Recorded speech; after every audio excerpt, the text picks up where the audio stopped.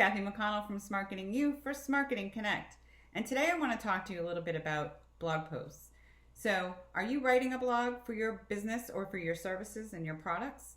Well, this is the greatest way to get in touch with your clients and share some of those 5 content keys that I talked about previously.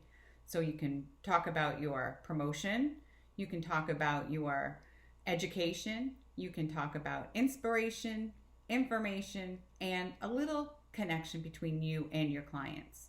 So use those 5 content keys to write your blog posts. Now there's 6 different types of common blog posts that people write and that you'll find.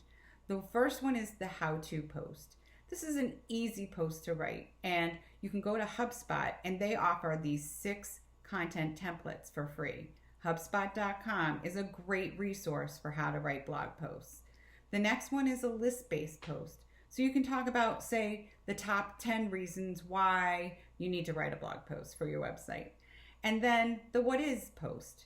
What is it? What is a blog post? These are little things and little cues that you can teach your clients and your potential customers all about what it is that you know and you come across as an expert.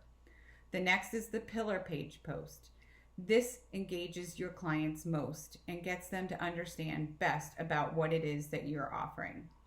The newsjacking post is a little bit of fun where you can take a commonly sought after piece of news that people are talking about and kind of flip it and see what it is that you're writing about and take it from your perspective. Then my favorite is the infographic post. I love to create infographics, and you can do it very easily with tools such as Canva. And if you need a little help, you can always reach out to me at info@kathymcconnellmarketing.com, and I can share with you these 6 easy-to-use blog post templates. That's it for now.